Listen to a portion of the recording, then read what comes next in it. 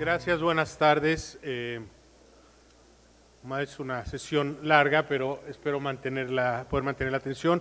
Quiero agradecer mucho a los organizadores de este simposio por la invitación para poder hablar acá.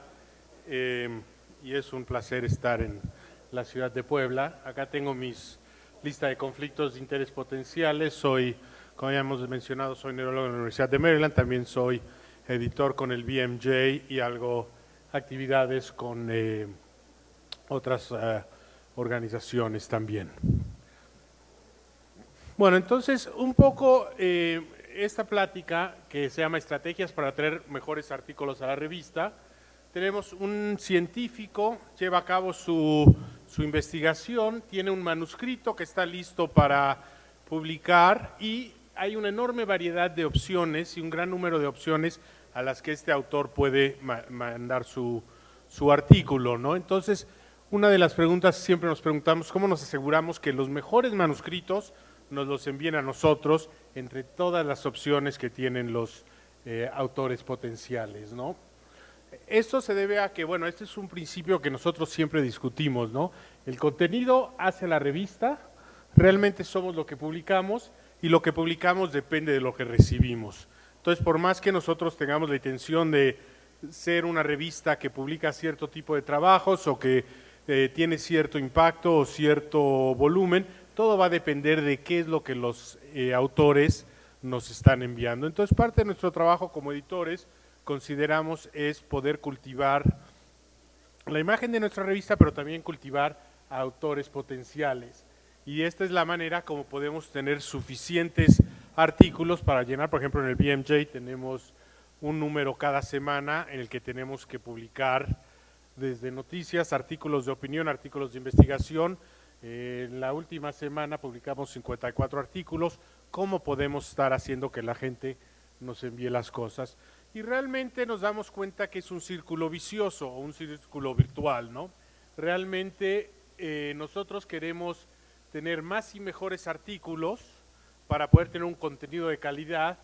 El contenido de calidad nos va a dar prestigio entre los lectores, lo que nos va a dar prestigio entre los autores, que va a llevar a que nos envíen más y mejores artículos y cosa por el estilo. Entonces, lo importante es cómo entramos a este círculo vicioso y en esta plática me voy a enfocar un poco a 4 aspectos que creo que son importantes. Debo de aclarar que esta es una perspectiva personal de mi experiencia como editor, más que una postura oficial de la revista o de alguna organización, y que mucho de mi enfoque se va a dar por el hecho de que trabajo en el área de la medicina.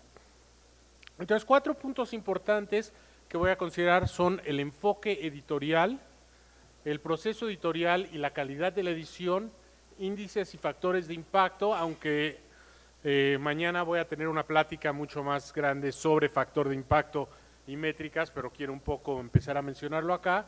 Y luego el valor de hacer network y outreach, que no estoy seguro cómo traducir al español y me dicen que no hay una traducción real para hacer, lo cual se me hace muy triste, pero bueno.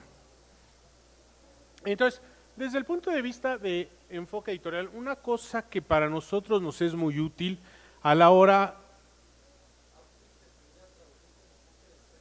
búsqueda externa, podría ser, sí. Redes, creación de redes y búsqueda externa. Gracias. Entonces, una de las cosas que nos ayuda mucho, o que a mí me ha ayudado mucho a la hora de cultivar autores, es tener claro cuál es la misión y la visión de la revista para la que estoy trabajando como editor.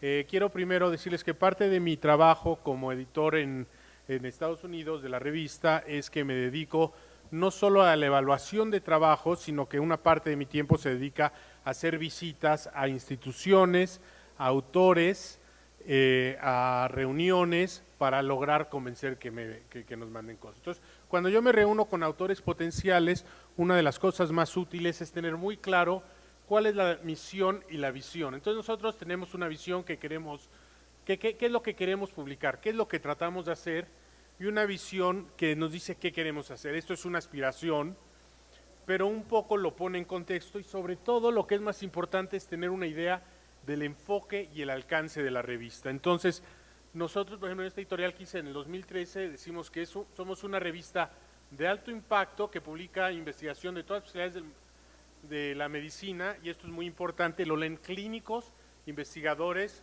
y gente que se dedica a establecer políticas de todo el mundo. Y lo que nosotros nos cuestionamos cuando estamos evaluando un trabajo de investigación es, ¿esta va a realmente ayudar a los doctores a tomar mejores decisiones, ya sea en la clínica, en investigación, en salud pública o en un entorno de política pública, ¿no? Entonces, eso ayuda cuando yo he encontrado que cuando hablo con autores potenciales que me dicen, bueno, ¿qué te interesa? Cuando les digo esto, realmente les cristaliza muy bien qué es lo que buscamos. Entonces, esto es algo que yo exhorto a todo mundo que está haciendo la búsqueda de conexiones o el outreach, que es tener esto muy claro para poder explicarlo, y también me ayuda a la hora de tomar decisiones. ¿No? Entonces, generalmente en la mayoría de los websites van a encontrar este tipo de información y nosotros decimos, este es el tipo de investigación al que nosotros le damos prioridad. Y esto nuevamente nos ayuda a aclarar y a disminuir el número de artículos que no van con nuestro alcance editorial y a la vez realmente mostrar a la gente lo que nos interesa. Entonces, por ejemplo, una cosa que a mí me llama mucho la atención es que algunas veces hablo con investigadores en Estados Unidos que se me acercan y me dicen, oye, tengo un estudio con 3 millones de pacientes con cáncer de próstata, pero todos son de Medicare, que es el sistema de seguro de Estados Unidos. ¿Realmente les interesaría a ustedes, que son el BMJ? Digo, por supuesto, creo que se le interesaría a cualquier gente, son 3 millones de personas con cáncer de próstata, no importa de dónde vienen, ¿no? Pero un poco yo les puedo decir, ese es el tipo de trabajo al que nosotros le damos prioridad. Entonces, esa es una de las cosas que son muy útiles. La otra es realmente poder ir estableciendo la revista como que tenga un proceso editorial y una calidad editorial suficientemente alta que haga que los autores están dispuestos a mandarnos el trabajo porque realmente disfrutan o, digamos, no lo ven como un peso extra en mandarnos un trabajo, ¿no? Entonces, aquí hay varias cosas. Hemos estado hablando de esto. Recibimos aproximadamente 3.500 trabajos de investigación al año que nos envían. 2.800 los descartamos de inicio sin mandar a revisión por pares. ¿Y esto a qué se debe? Muchas veces es porque la parte que dije de cuál es nuestro enfoque y nuestro alcance no lo estudiaron bien, ¿no? Entonces decimos, no publicamos artículos de animales y nos mandan artículos de animales. No publicamos investigación básica y recibimos investigación básica. Entonces, eso es una parte importante. 700 se mandan a revisión por pares, 420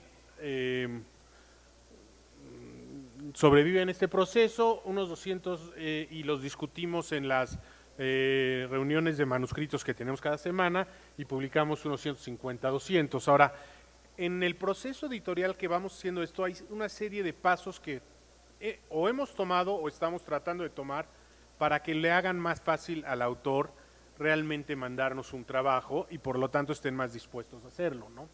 Entonces, uno muy importante que hemos tratado de hacer es simplificar el proceso de mandar manuscritos.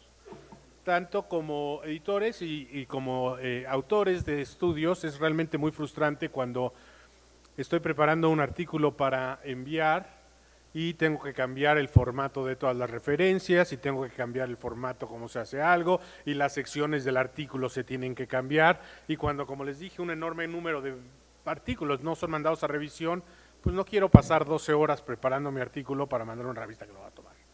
Entonces, uno, tener directrices claras y realmente tratarnos de enfocar qué se necesita en cada etapa, que es realmente importante. Entonces, si en nuestra revista tenemos una revisión antes de ver cuál se manda a revisión por pares, pues quizás no necesitamos que nos manden todos los formatos en todas las cosas, realmente es algo que quiero poder revisar, ¿no? Ahora, por otro lado, sí quiero asegurarme que recibo todo lo que necesito, protocolos, checklist y cosas que me están dando lo necesario para poder evaluar el trabajo. Entonces, esto es muy importante tenerlo claro y creo que esto nos ha ayudado, los cambios que hemos hecho en este sentido, a que la gente encuentre menos oneroso el enviarnos un trabajo. El otro punto importante que hemos tratado de hacer es disminuir el tiempo para tomar decisiones. Y esto es algo que hemos tratado de hacer desde a nuestros editores que manejan manuscritos, estar teniendo una revisión de cuánto es el tiempo que se tardan en cada etapa, tratar de asegurarnos que no se está atorando por algo que nosotros hacemos o no hacemos, y a la vez estamos tratando de optimizar el proceso de selección de revisores para poder acelerar el proceso y disminuir el tiempo entre cada etapa. Creo que esto es una de las cosas que los autores más aprecian, el saber que en unos días, semanas o meses van a tener una respuesta de que si se va a enviar a revisión y de que si se envió a revisión sigue todavía en consideración o no. Entonces, comunicación puntual con los autores y un proceso de evaluación por pares transparente, que nos lleve a una toma de decisiones consistente. Y ya vimos hace un rato una descripción del proceso en nuestro sitio web, por ejemplo, tenemos claramente descritos cuáles son los pasos, cuáles son los procesos, y tenemos, cualquier autor puede entrar y ver qué es la carta que vamos a mandar a los revisores, tanto a los que son pacientes como a los revisores académicos, desde el punto de vista de qué tipo de preguntas estamos preguntando. Ahora, como mencionaba la doctora Bloom, también tenemos el sistema de open, abierto de peer review, lo que permite que todo el mundo sabe quién hizo la revisión por pares y publicamos las mismas. Entonces eso abre el proceso completamente y permite a los autores realmente identificar si hay potenciales sesgos o no. Creo que esto es algo que lo que he oído cuando hablo con autores es algo que realmente les ha llamado la atención y que en muchos casos mencionan como algo que los hace enviarnos en su trabajo, ¿no? Y el otro punto es publicación rápido. Poder tener una manera de publicar, ya sea un online first o en nuestro caso, como somos una publicación en línea, la versión definitiva que aparece con relativa prontitud, es algo nuevamente, ¿no? O sea, incluso ha habido veces que a las 2 semanas después del tiempo que habíamos dicho que se iba a publicar, los autores ya nos están diciendo, espérate, te estás tardando un poco más, ¿no? Entonces, creo que es algo que si entre la comunidad científica se acepta que podemos hacerlo de manera rápida, va nuevamente a ayudar a llamar la atención. Es importante mantener una frecuencia regular de publicaciones y obviamente poder archivar y mantener todo esto. Y otro aspecto importante que hemos encontrado para aumentar la visibilidad de la revista y lograr una mejor calidad de los trabajos que nos envían es trabajar en mejorar nuestro servicio a autores. ¿Qué me refiero por esto? ¿Qué servicio agregado le damos al autor más allá que simplemente publicar su trabajo? Entonces, publicamos opiniones y editoriales con una gran cantidad de artículos. Tenemos un trabajo con la prensa, tratamos de hacer comunicados de prensa que puedan salir de manera puntual, que los autores realmente encuentran útil porque saben que a la hora que se publica en la sección de salud de algún diario o del radio o en la tele va a hacerse mención a ese artículo y creo que es algo importante, ¿no? Notificaciones electrónicas también tenemos para poder mandar un email a los lectores, para poder estar en Twitter, en Facebook, saber que podemos enviar a bases de datos como sería PubMed Central y cosas que son requeridas por algunas de las personas que pagan los estudios, el NIH, por ejemplo, requiere que se haga, y estamos abiertos a recibir preguntas antes de que los autores nos manden el manuscrito. Nuevamente creo que es algo que ha ayudado a que tengamos una mayor aceptación entre los autores. Luego, adoptar medidas de calidad que demuestren la calidad de la revista y que demuestren que estamos siguiendo normas, guías y recomendaciones internacionales. Somos uno de los revistas fundadoras del ICMJE y decimos en nuestras instrucciones para autores que seguimos las recomendaciones, tanto de conflicto de interés como otras recomendaciones, y esto incluso nos ha ayudado a formular muchas de nuestras instrucciones para autores. Entonces, para editores que están iniciando revistas o cambiando el formato de cómo se hacen las revistas, son el saber que hay estos recursos pueden ayudar a aumentar la visibilidad e incluso es una medida de calidad que algunos de los índices y bases de datos consideran a la hora de tomar decisiones de qué se incluye y qué no se incluye. Nuevamente habíamos visto en la charla anterior mencionar sobre COPE, el Comité de Ética de Publicación, que si no lo conocen es algo que recomiendo a todos los editores realmente ver.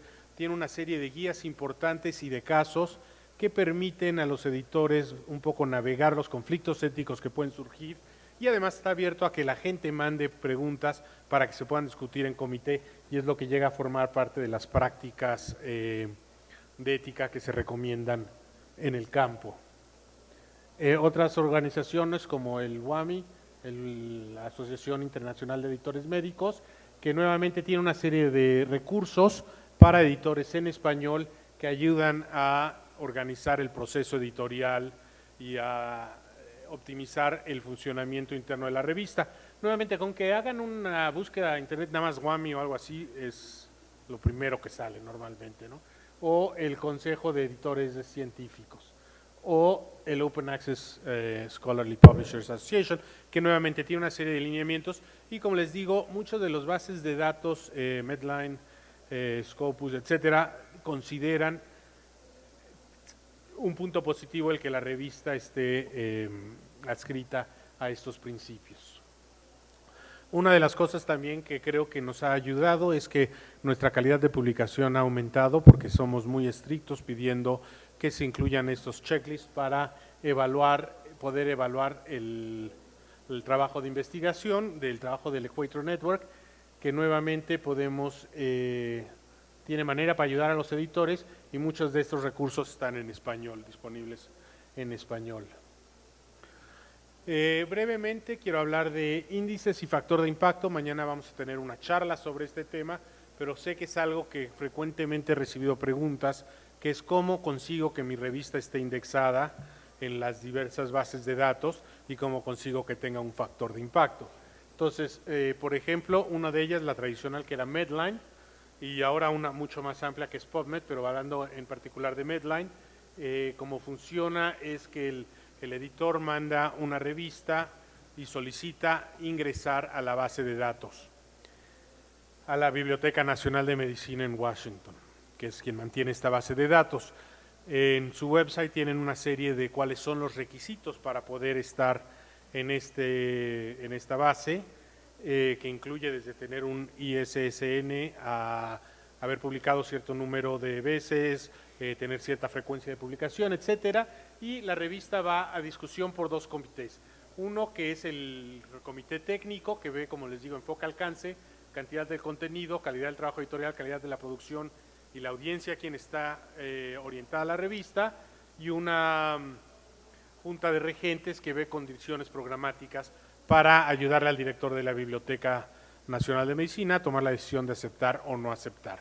La revista actualmente, este índice tiene aproximadamente 5,200 revistas.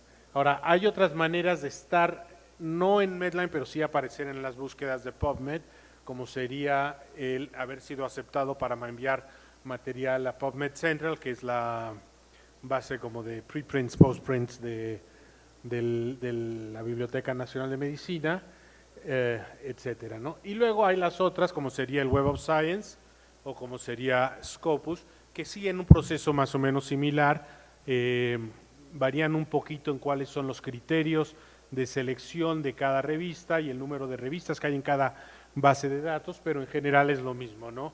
Hay que juntar los requisitos anteriores, mínimos, mandar la revista, entra una discusión de si junta los requisitos o no y puede estar en la base.